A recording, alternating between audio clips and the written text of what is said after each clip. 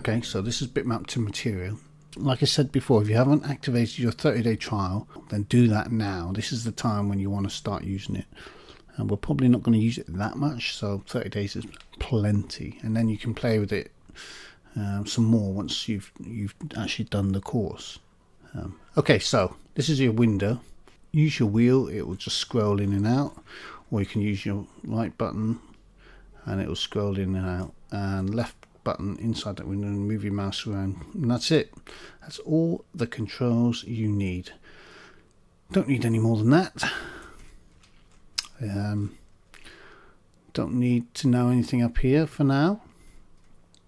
The magic really happens with this lot down here. So what we're going to do now is we're going to start with the mud and get our mud material in here, and we'll start manipulating it within bitmap to material. So we go to our source folder, get earth, drag it over like this into this space here, let go, and then load in main input tweak is what you want to slot it into there like that, and you'll have this, and you'll see it displayed. Initially you can see it's not quite right. So now we start the magic. So the first one is this like bitmap to material, and we want the output size to be 2048 down here. It goes up to 4K, but we don't want that much, just 2048 will do. So if you're bringing in a 1024 texture, for example, you can still spit out a 2048. That's fine.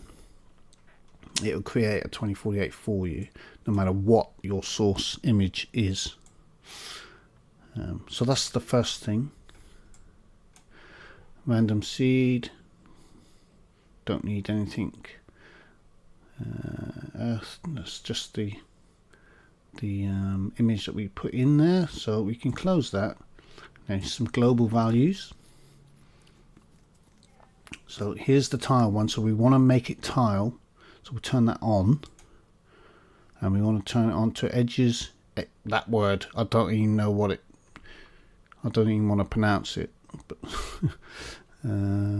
so select that, and you'll see it shift, and that will be tiled. Now you can see it tiling over the corners there,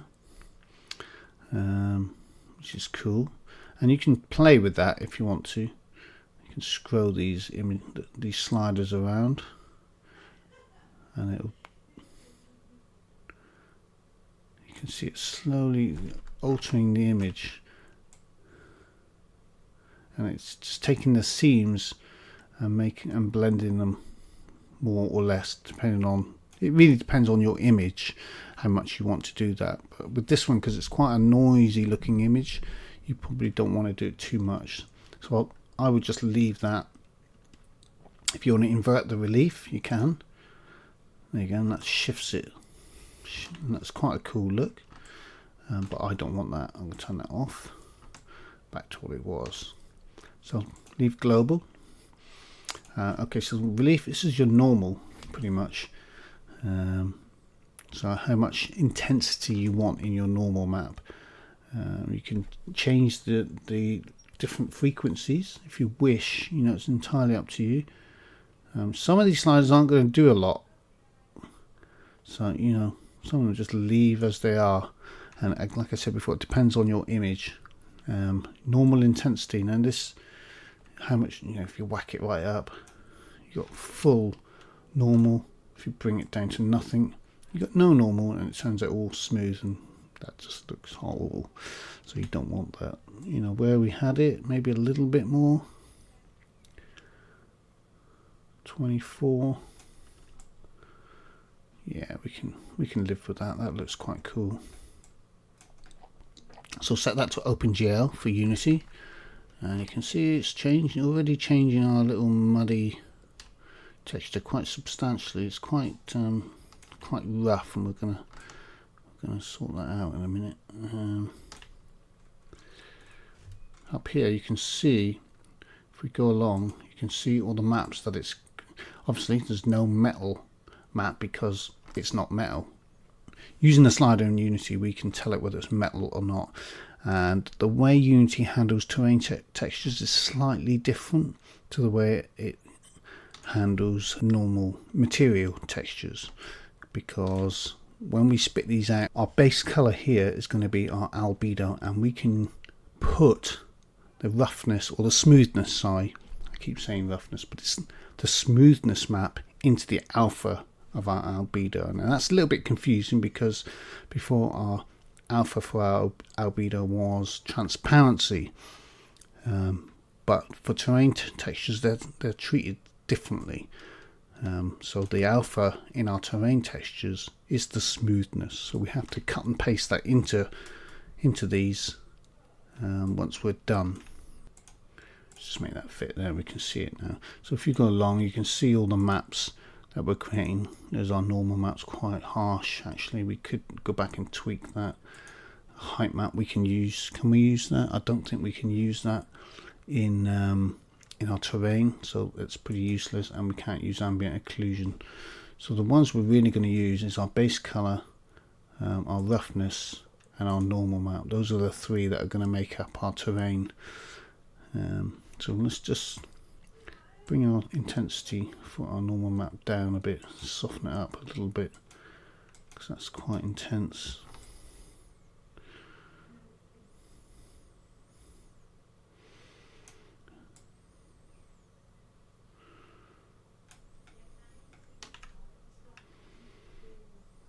There we go. Okay, so adjust your normal intensity, adjust your normal format, and then let's move on. So this is the diffuse. This is where we can change the actual color of our map.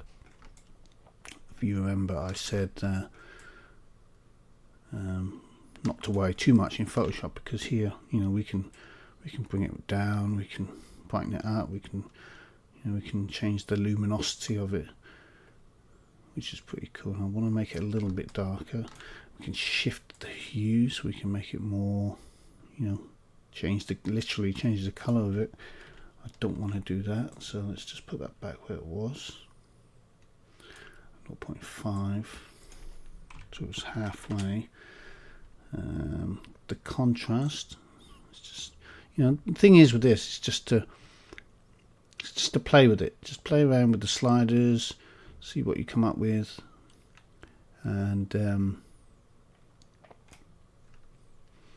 saturation. Just give it a bit more saturation, so it's a bit more earthy. So you know, we've got this background which is quite cool. It's kind of matching, you know, this is earth and foresty terrain, so it's kind of working with that, which is really nice. AO radius. Okay, and this is quite cool. Yeah, we can cancel out any ambient occlusion that's in that. You know, if I take that right up, it doesn't really add much, but if I bring it down, it starts to take out all these dark blobs, and we want to do that. We don't want those in there, so we can bring it down, and we've got an AO cancellation here. This is really nice. So it will take out, you see, it takes out any harshness in that map, and that is really good. So once you've done all this, you can then go back to the ones you've already been to and tweak them some more. Like we could probably do with a bit more contrast in that perhaps, but it's looking really muddy, which is, you know, that kind of looks like mud, dried mud at the moment.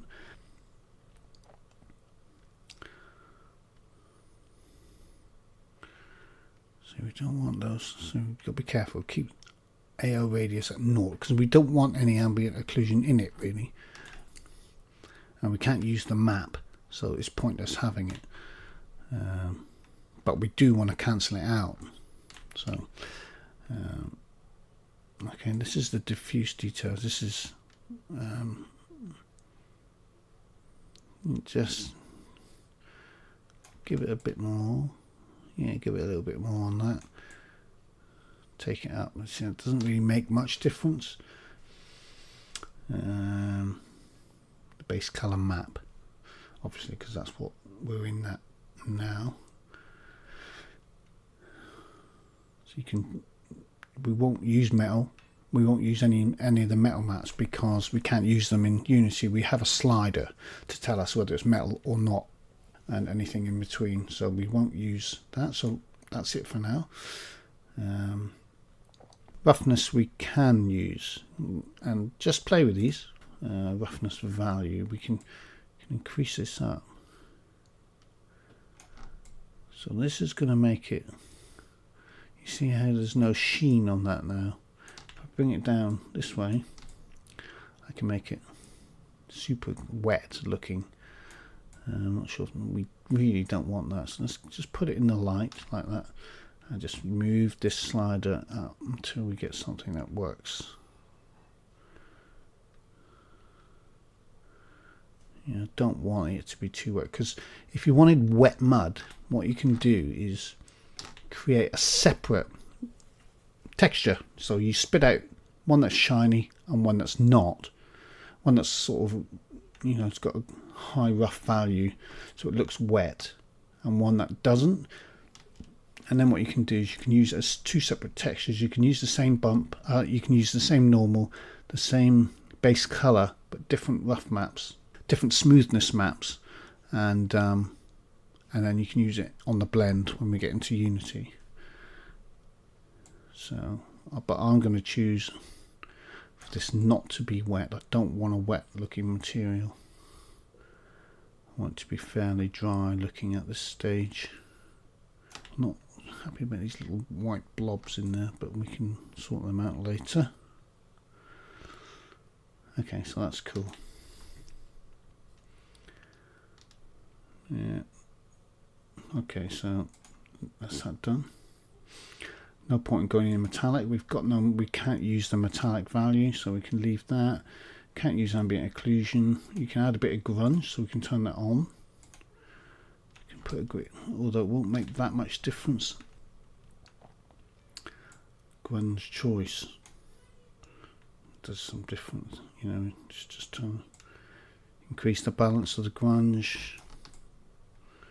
It's not really making much difference. You know, you can take these into Substance Painter once you've created them, and then work into them some more if you wish. That's a good thing about Substance. It's really cool.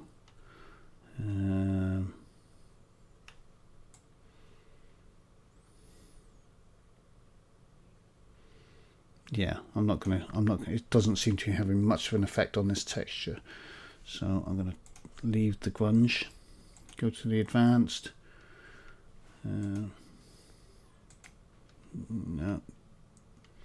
sRGB, that's cool. Put scale, I would just leave that as it is. Okay, so this is your outputs. This is the maps that we're going to output. Base color, yes. Roughness, yeah.